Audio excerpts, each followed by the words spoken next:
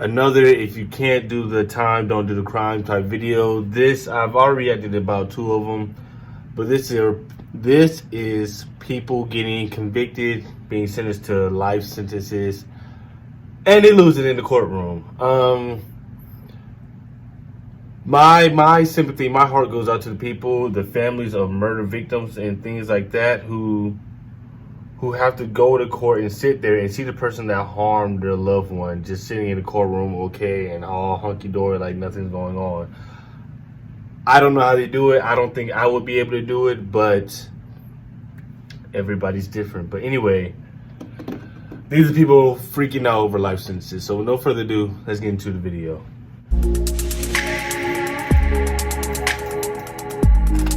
What's going on, you guys? My name's Ty Knots and welcome to Top 5 Unknown. This first clip, the case was kept relatively private, so there isn't a whole lot of information surrounding it. However, a 19-year-old named Anthony Rodriguez was sentenced to 30 years in prison back in 2013. His sentence was given after he was found guilty of sexual assault of a deaf woman from Bakersfield. He nearly got away with the crime too, though a trace of his DNA was found at the crime scene, definitively tying him to the assault. Take a look at his reaction as his sentencing was read.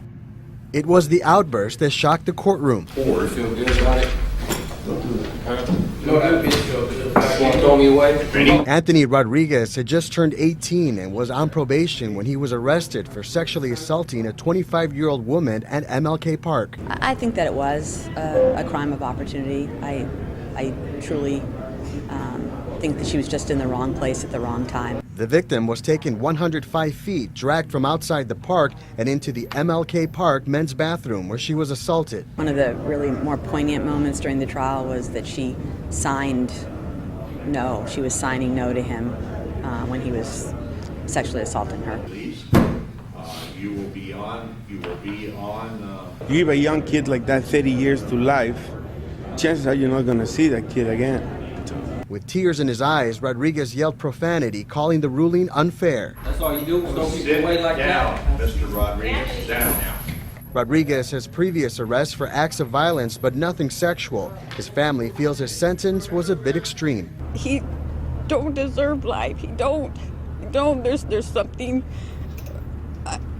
I understand the tears and everything because that's your son, that's your baby. You don't want your baby thrown away in jail. But at the same time, that deaf woman did not deserve to be sexually assaulted. He dragged her to the restroom and sexually assaulted her. And she was signing no to him.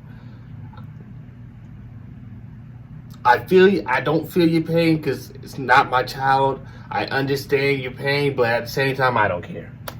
I'm throw the book at him. The sexual assault's not a game. It's not cool. I can't rock with you if you sexually assault people. I can't rock with you if you do that. That's not something we just take lightly. There's something wrong. That they should have gave him this. There's something wrong that, about things they didn't bring out in court. I hear you, but I don't, ma'am. Number 4. A man from Michigan recently broke down in court after being told he'd be sent to prison for life without the possibility of parole. This is due to the fact that he abused his girlfriend's 4-year-old son to death, essentially crushing him with his bare hands. The man had previously been found guilty of numerous drug and gun charges, but this is the first one to ever land him in federal prison. Take a look at a clip from his emotional outburst while in court. All the details of the case? You really just want to talk with your attorney? Hey, is that her boyfriend? Please don't tell me they said boyfriend. Without the possibility of parole. This is due to the fact that he abused his girlfriend's 4-year-old son to death, essentially crushing him with. Look. If you're dating and you have children, do not let people that you're dating around your kids. Please, You may think, oh, he's trustworthy. We date. He's okay. No. If he's not that baby's father and y'all are dating, it's gotta be a long time. If I have a daughter, son, whatever, and me and the baby's mother are not together, and I start dating again, it will be a very long time before I have my kids alone with my girlfriend. It'll be I don't trust people like that. People are crazy. People do weird things. People are not. You don't know what that person is thinking. You don't know what that person is capable of. Of course, they're gonna try to show you the best side of them, but you don't know what that person is doing behind the scenes. It'll be a very long. My child would probably be old enough to defend themselves by the time I would let her around my children. That would be alone. That's not happening. That's not happening. And killed a 4-year-old child. I would don't let your kids surround boyfriends and girlfriends. Not alone. Not unsupervised. Don't do that. No babysitting. Bare hands. The man had previously been found guilty of numerous drug and gun charges, but this is the first one to ever land him in federal prison. Take a look at a clip from his emotional outburst while in All court. the details of the case. You really just want to talk with your You're attorney? in court crying. Shut up, bro. The man accused of abusing a 4-year-old boy, a boy who died, broke down as he was charged with murder. Ellis Nelson Ortiz Nieves is now being held in the Kent County Jail without bond. So the first count is called felony murder, life without parole. The 25-year-old suspect broke down when the charges against him were outlined by a judge today. They're alleging you murdered one Giovanni Miajes. It is called felony murder. It is a felony. His adult record includes drugs and gun charges, but he has a juvenile record that goes back 13 years before he even became a teenager. He also has charges of car theft, shoplifting, assault with a weapon, receiving and concealing stolen goods. At the mobile home near Kentwood where Giovanni died, there were numerous stops by Kent County investigators and CPS over the past 4 years. Yesterday, the father of Giovanni's half-siblings told us he had contacted authorities. Who did you call? I've called the cops. Have been involved. CPS multiple times have been involved. The school was involved. But nothing rose to the level where... So yeah. It's not... The system failed this baby, man. The system failed this baby, man. I don't understand, and I could be a tad bit ignorant right now, but I'm giving my 100% opinion.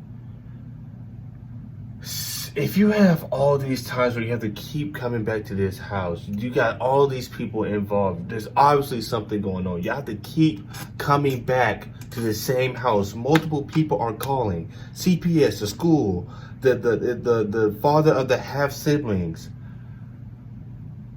Why do you keep giving people custody over and over again, or awarding custody over and over again, and you got to keep coming back to the same house? I don't understand it. And like I said, I could be a tad bit ignorant on this. I could be wrong, but just from the outside looking in on this case, it don't make no sense. And to me, it feels like the mother failed him by having a boyfriend with him alone, but the system failed this kid as well, man. And I'm sorry to hear this.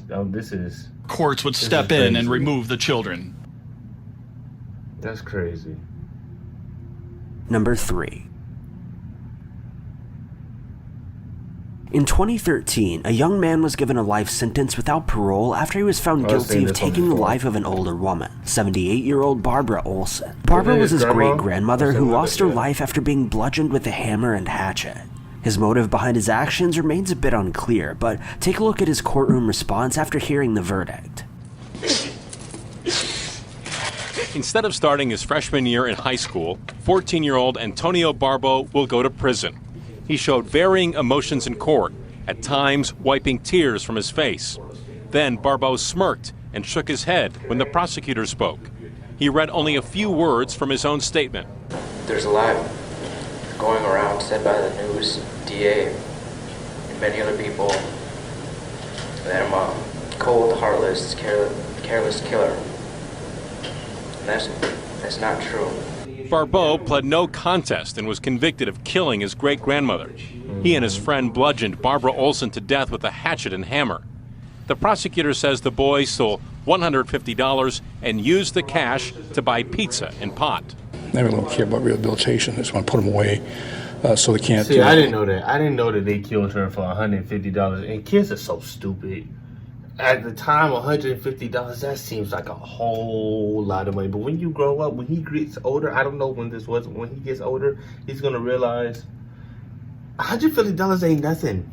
$150 is nothing. You use that money to buy a pizza and weed. If you got a pizza delivered, because I doubt you can drive, that's probably gonna be about, depends on how much you buy, about $40-something. That brings you down to $110. You buy weed, $35, that's gonna cost you about what? $35, $40? That, you have $70 left. If you got a 3.5, you could have got more, I don't know. But it's not a lot of money, dude. And you killed your great-grand. I hope they wax the floor. I hope they wax the floor in the prison. That's so stupid. Do you know how lucky you are that your great-grandmother's still alive? You don't know how lucky you are. A lot of people can't say that I was able to meet, not my grandmother, my great-grandmother. Do you know how lucky you are? You know how much wisdom that is that you could... Idiots, man. I don't... They understand the seriousness of the crime. Barbeau will almost certainly start his prison sentence at the Department of Corrections, Lincoln Hills School for Boys, north of Wausau. Has this crime indeed divided your family? Yeah, yep, sure has. It sure has. Big time. So I wonder how that goes. I wonder how that goes. Especially a murder like that inside the family of a great grandmother. The father of the murderer's father. I wonder how they, because even though the dad has nothing to do with it, he has nothing to do with it. But at the same time, it's your son who did it. So I wonder how that family interaction is.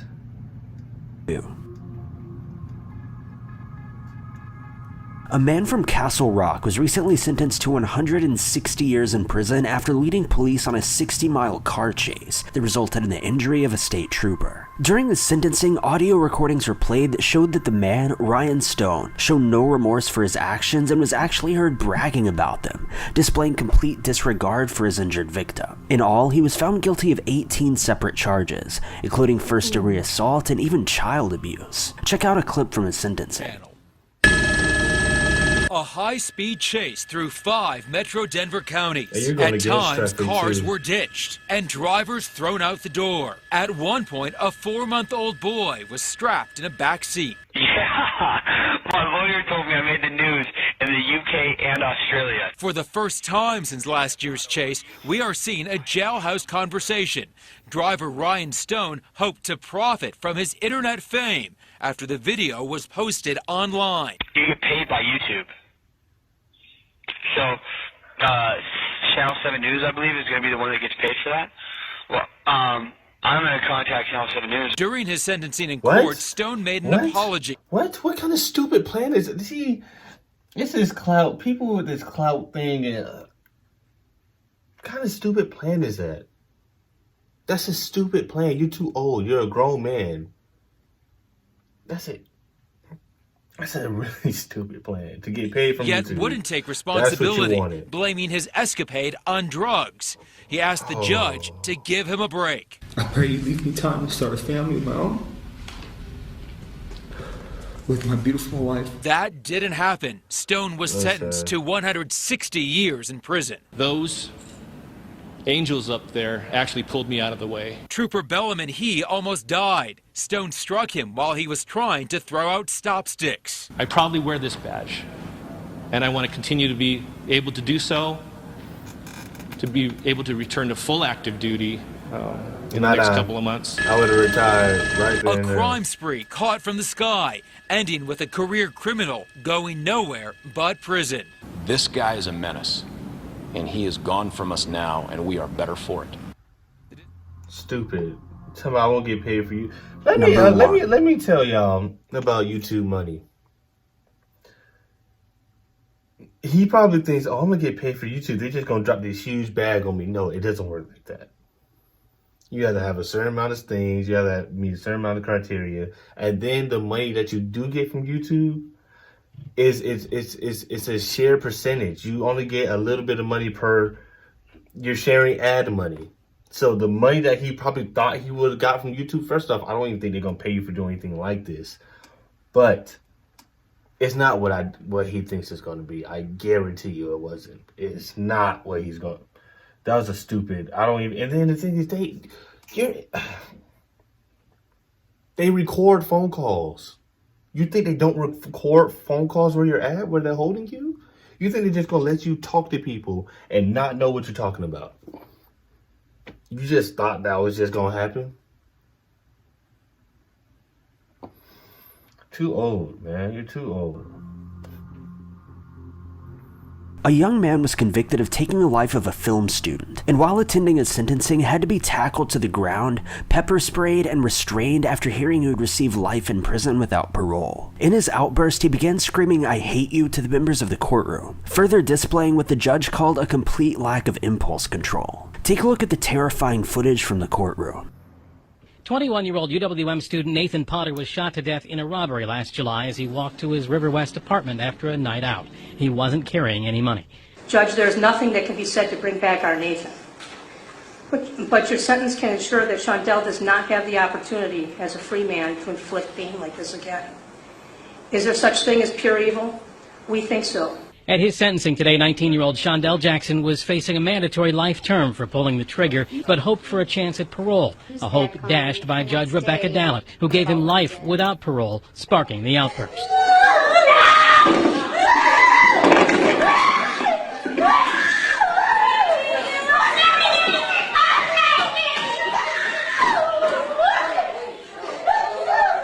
It all started when Jackson turned towards the Potter family, something deputies were watching for. At the sentencing today, prosecutors played this 12 News video of Jackson's February conviction, when Jackson gestured to the Potter family several times, cursed at them, and as he was let out of court, our camera caught him smiling at the victim's family. We see how do you not lose it? How do you ask? I couldn't imagine. I have a loved one that you killed for no good reason. I'm sitting in court and you turn around. First off, just the fact that you killed them, I'll probably lose my mind. But on top of that, you turn, you look at us, you're making gestures, you're smiling, you're talking to us. The amount of self-control that family has is incredible. The amount of self-control that family has is incredible, because I'm telling you, I don't think I possess it. Honestly, I honestly don't think I have it within me, especially if with all that happening. Smiling, turning around, making gestures, cursing at us, cussing at us. I don't think I have it in me, y'all. I really don't.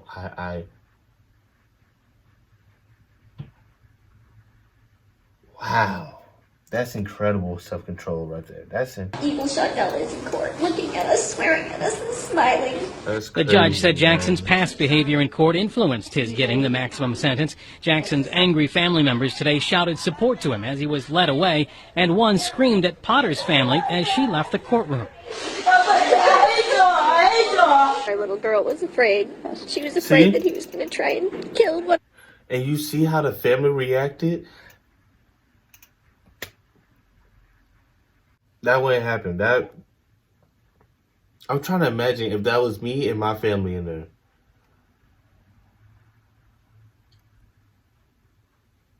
I think it would have went south, especially with him doing that, and then I hate y'all from her as she leaves. That would have went south quick. That would have went south very, very fast. That would have went south so fast. And the thing is, as an officer, as a judge, I feel like you can't blame for people who to react and for commotion and chaos to happen in the courtroom with things like that. You can't blame. You can't hold nobody in contempt of court. You can, but morally, I feel like as a judge, you have to let that go. He's cussing, turning around. She's talking about, I hate y'all. He killed our family member. What are you talking about? He killed our family member. And you hate us. We wouldn't even be here if it wasn't for him. You can't hold him in contempt of court for that, man. You can't. My heart, wow. He was led away, and one screamed at Potter's family as she left the courtroom. Our little girl was afraid. She was afraid that he was going to try and kill one of us. She was afraid. You know, I hope that as he spends the rest of his life in jail, that he comes to terms with it and does value human life, and that there is some redemption for him at some point. But that's totally up to him. And for his family to say to us, "We hate you," what's that all about? We didn't do a thing to him. Yeah, exactly. He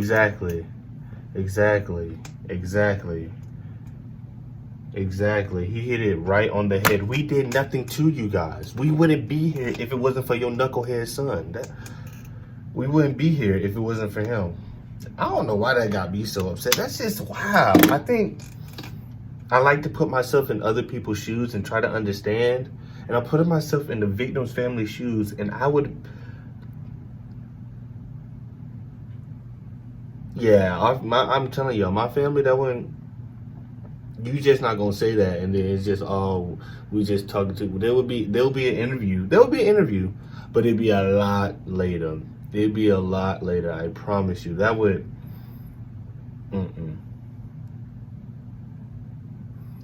I don't know why that just got under my skin so bad. But anyway, y'all, I'm gonna end the reaction right here. That's gonna be it for my reaction. If you enjoyed the video, make sure you like, comment, share, subscribe, and I'll be back with you guys next time. I'm out.